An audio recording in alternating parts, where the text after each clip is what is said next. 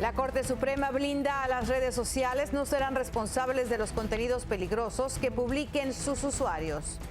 La desesperación de los migrantes en la Ciudad de los Vientos. Tienen que dormir en las calles mientras encuentran albergue.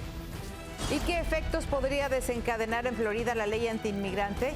El campo y el sector de la construcción serían los más afectados. Una empresaria latina le saca el jugo a su esfuerzo. Estuvo a punto de perderlo todo y ahora triunfa en su negocio. Así iniciamos su noticiero, Estrella TV.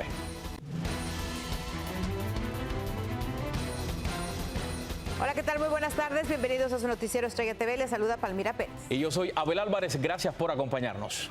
Vamos a iniciar con las consecuencias de los cruces irregulares que se sienten no solamente en las ciudades fronterizas. Efectivamente, en Chicago las autoridades dicen que ya no se dan abasto ante la oleada de migrantes que han llegado a la ciudad. Vamos con Wendy Castillo, que tiene más detalles de esta complicada situación. Wendy.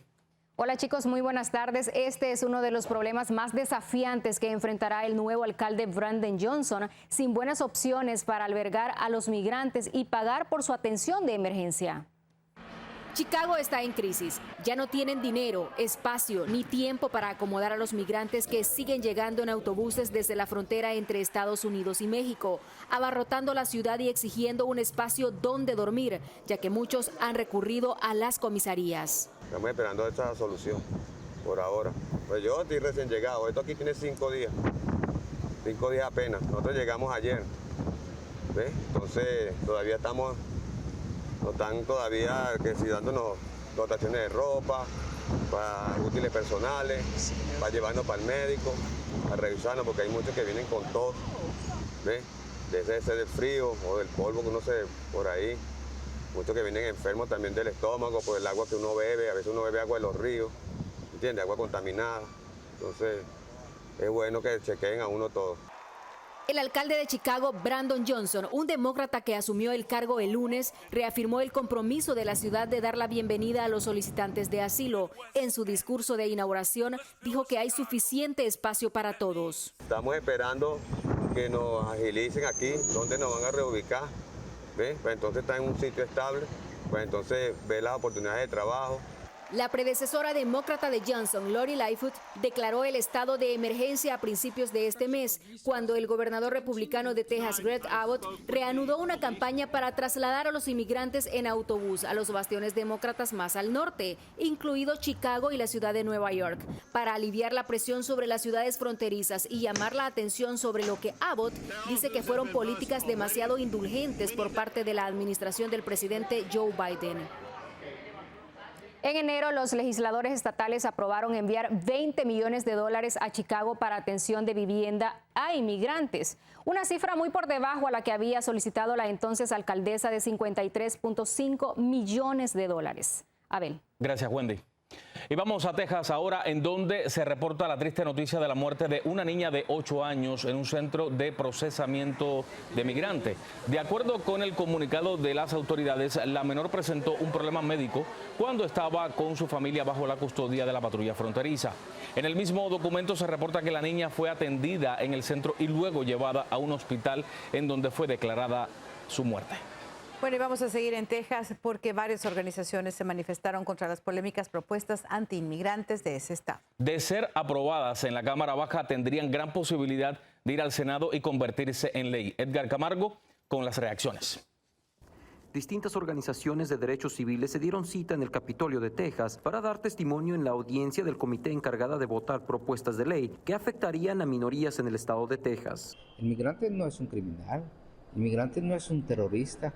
No vienen a traer cosas malas a este país, al contrario, es una fuerza de trabajo para este país. Este conjunto de leyes como la HB 7 pretenden permitir que policías estatales y otras agencias puedan solicitar los documentos del conductor y los pasajeros en una parada de tráfico. Ya tenemos mucho miedo en nuestras comunidades en la frontera por la migra, el hielo, DPS, y este proyecto de ley también se hace nueva policía, Border Force, que se va a hacer más miedo.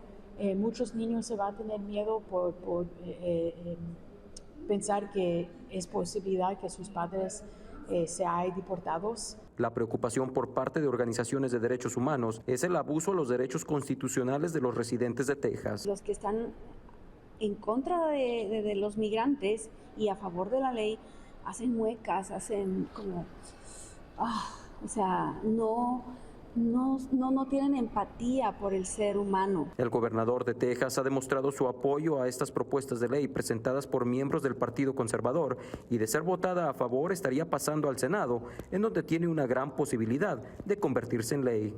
Miembros de organizaciones proinmigrantes tienen la esperanza que durante la audiencia por parte del comité encargado de escuchar testimonios en contra y a favor de estas propuestas de ley, puedan entender que estas medidas afectarían a las comunidades de minorías en el estado de Texas. Reportó para Noticias Estrella TV, Edgar Camargo.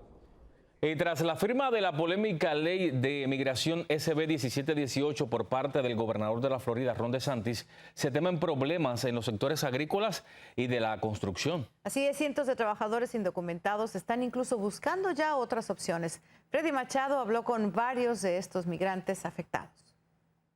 Si no queremos que la Florida termine como estos cultivos vacíos o tierras llenas de hierba, si no queremos eso, tenemos que tomar la decisión de apoyar a la comunidad migratoria. La agricultura le reporta a la Florida $7.500 millones y según el Consejo de Inmigración estadounidense, en el también conocido como Estado del Sol, hay unas 775,000 personas indocumentadas, muchas de ellas en labores del campo y en obras de construcción, otro sector que estaría protagonizando el éxodo. Ya la raza, ya muchas razas se ha ido de Miami por temor a la migra y nosotros ya estamos trabajando para otros estados. El temor es generalizado entre quienes no han regularizado su situación migratoria y se dedicaban a cualquier tarea que les pudieran ofrecer, pero hasta eso se está complicando porque nadie se quiere ver involucrado en lo que dentro de poco será un delito. Uno viene a buscar trabajo aquí y ayer vino alguien ahí y me dijo tener papeles, ¿no? Tiene permiso de trabajo, ¿no? Y la verdad no ha sido fácil porque hay poco trabajo para nosotros, porque lo primero que nos piden es documentos.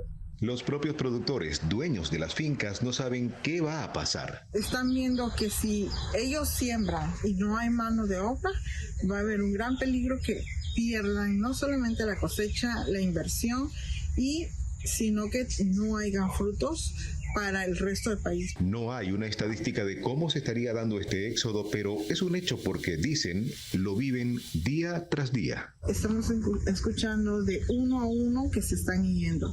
Los expertos coinciden en que se seguirán sintiendo impactos en los mercados de la construcción y la agricultura, que en un futuro no muy lejano también llegarán al presupuesto familiar. Freddy Machado, Noticias Estrella TV. Bueno, y mire, Ron DeSantis está listo para lanzar su candidatura presidencial republicana. Así lo confirmó el medio nacional CNN a través de fuentes republicanas que afirman que el gobernador de la Florida prepara su anuncio para la próxima semana con el objetivo de ingresar a la carrera por la presidencia del 2024. Se prevé que DeSantis haga el anuncio formal en Dunedin, Florida, su ciudad natal. Y vamos con la decisión de los jueces de la Corte Suprema que protegen a las redes sociales de ser demandadas por terrorismo. Esto por el contenido que publican sus usuarios. Alfredo Miranda desde Washington tiene la historia. La Corte Suprema de Justicia falló en favor de las gigantes Google y Twitter en dos casos en los que se dilucidó la responsabilidad de ambas plataformas sobre publicaciones que, según los demandantes, habrían ayudado al Estado Islámico a cometer actos terroristas. Sería prácticamente imposible imponer, digamos, la responsabilidad a Google y a otros como Twitter de hacer, digamos, una evaluación de lo que aparece en la pantalla y de permitirlo o de eliminarlo. Las alegaciones de los demandantes son insuficientes para establecer que estos acusados ayudaron e instigaron a ISIS a llevar a cabo el ataque relevante, dijo el magistrado Thomas tras la decisión unánime en el caso de Twitter. Adoptaron similar razonamiento en la demanda contra Google. Por eso la Corte Suprema rehusó de conceder los daños que los demandantes querían, que dicen que, por ejemplo, Twitter y Google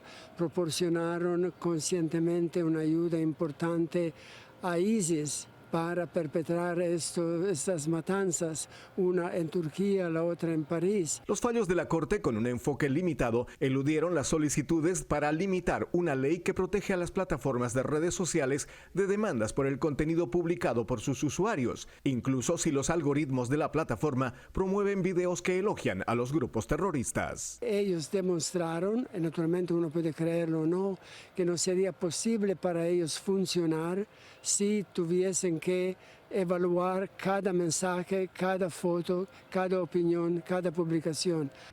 La decisión de la Corte de eludir la sección 230 es una victoria para Google y otras redes sociales, quienes argumentaron que cualquier cambio en las disposiciones podría alterar el Internet. Haría prácticamente exigido que se reformulara, se rediseñara el sistema de comunicación internacional que todos usamos. También del otro lado haría después demandas por la limitación de la libertad de expresión. Así que sería como pasar de un problema a un otro. Los familiares de la estadounidense Nauras Al-Asaf, víctima del ataque de ISIS en Turquía, basaron sus demandas en la ley antiterrorista. Desde Washington, Alfredo Miranda, Noticias Estrella TV. Tenemos más información después de la pausa. Con manos y pies atados, llegó el autor de la masacre en Cleveland, Texas, a su primera audiencia de cargos. Oficial de policía protagoniza una escena casi de película en peligrosa persecución. Gracias por continuar informándose con nosotros. Bueno, hoy se llevó a cabo la segunda audiencia en contra de Francisco Oropeza, autor de la masacre de 5 hondureños en Cleveland, Texas. Así es, en esta audiencia se esperaba conocer si aumentarían sus cargos. Connie Flores nos cuenta qué fue lo que sucedió.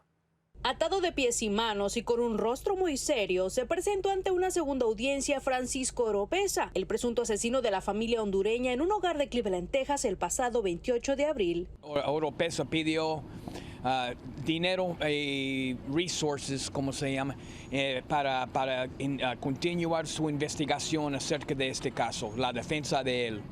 Y nosotros recibimos otra fecha de próxima cita en corte será el 10 de agosto de este año. Mediante una audiencia breve, los jueces y la fiscalía informaron que continuarán con la investigación por falta de evidencias, ya que la búsqueda de este hombre fue de 4 días después de la masacre, en la que participaron múltiples agencias del orden, por lo que se continúa trabajando para recabar más información. Muchos rumores que está pasando al lado de calle y del Instagram y de Internet. Y nosotros, el señor Dillon y yo, no estamos seguros lo que es la verdad, lo que no es la verdad. Nosotros no sabemos. Nosotros vamos a investigar todo. Expertos indican que es muy probable que Francisco Oropeza, de 38 años, reciba la pena de muerte, pues cuenta con varios antecedentes graves. Acusado de matar 5 personas, sí hay la posibilidad, en mi opinión, que los fiscales sí van a pedir eso. Y también yo creo que ellos van a pensar cómo va a reaccionar el público, porque ellos son representantes del público, el gobierno, los fiscales. A Francisco Oropeza se le acusa de 5 cargos de asesinato en primer grado, 1 por cada una de las personas que disparó durante la masacre, y se espera regrese a corte en el mes de agosto. Reportó desde el condado San Jacinto, Connie Flores, Estrella TV. Y mire, por otro lado, le cuento que la policía de Iowa publicó un video de una persecución de película que por poco termina en tragedia. Stop the car, man! Stop the car! Stop the car! Stop the car! El hecho sucedió cuando uno de los oficiales se puso adelante de un carro que no quiso detenerse tras la petición de los agentes. Al oficial no le quedó más remedio que saltar a la carrocería mientras le apuntaba con el arma. El conductor se dio a la fuga con el agente aferrado por su vida, en donde minutos después este sale volando cuando el auto pasa por una zanja. Por fortuna, este tuvo solamente algunas fracturas. Wow. Qué peligro, ¿no? Óigame, con esto vamos a una pausa, pero enseguida regresamos. Son rescatados 49 migrantes de los secuestrados en México, entre ellos varios niños. Migrante cumple el sueño americano al crear empresa en el garage de su casa que supera $1 millón.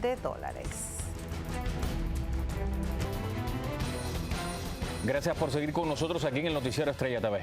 Vámonos ahora a San Luis Potosí, en donde el ejército mexicano reporta la localización de 49 de los migrantes secuestrados en un autobús. El secretario de Defensa Nacional, Luis Crescencio, confirmó que por ahora siguen desaparecidos un venezolano y un haitiano. Arturo Vega con los detalles.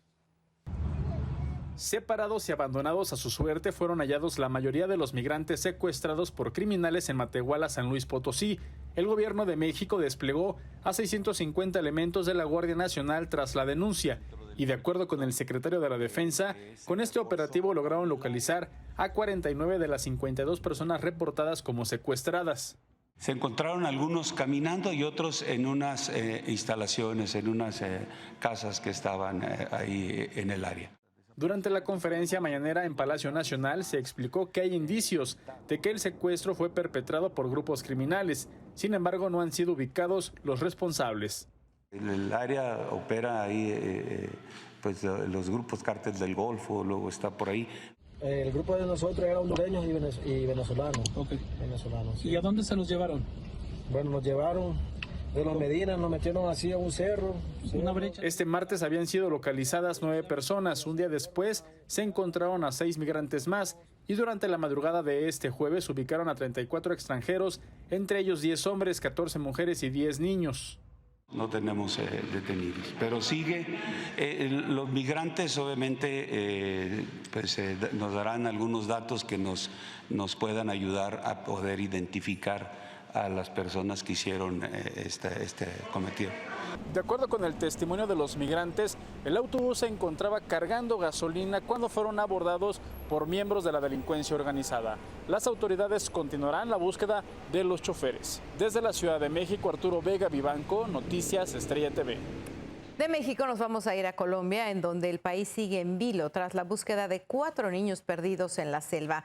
Llevan 18 días desaparecidos tras el accidente de una avioneta que los transportaba. El presidente Gustavo Petro, por medio de un tuit, confirmaba el rescate de los menores, pero todo fue decepción en el país, ya que la información no era cierta. Los militares aún rastrean las huellas que al parecer han dejado los niños, mientras sobreviven día a día en la espesa selva.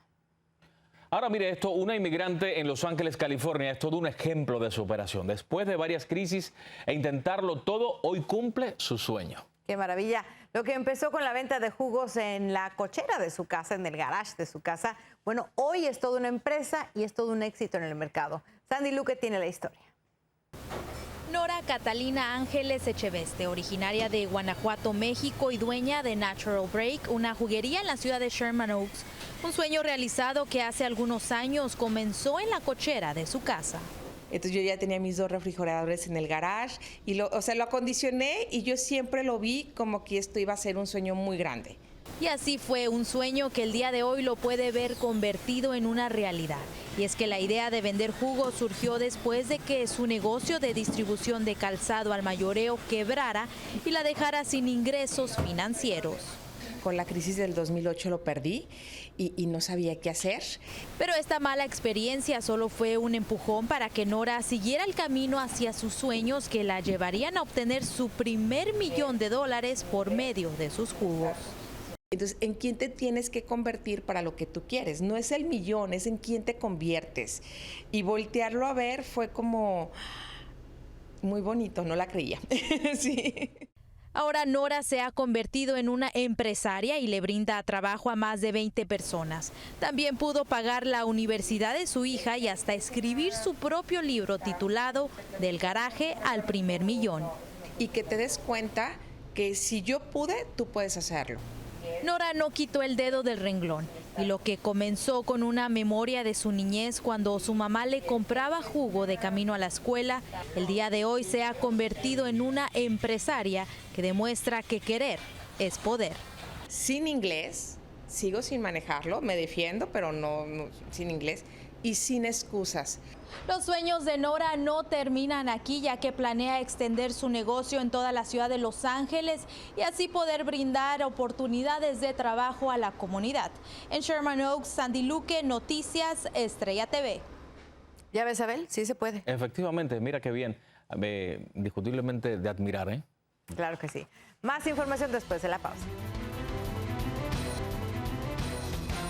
Palmira, ya fue revelado el logo para el Mundial 2026 en Los Ángeles, California. El presidente de la FIFA, Gianni Infantino, hizo el anuncio de la marca oficial y logo para este gran evento futbolístico que acogerá a México, Estados Unidos y Canadá. Somos 2026 es el eslogan que dará la vuelta al mundo para atraer a los aficionados. El logo representa la singularidad de cada país, pero también hace referencia a la unión de las culturas en estos países. Y qué buena oportunidad que ahora sí no tendrán que viajar tanto a un solo país. Va a estar dividido el Mundial en 3 países para poder asistir a los partidos. Así es, con esto vamos llegando al final. Gracias.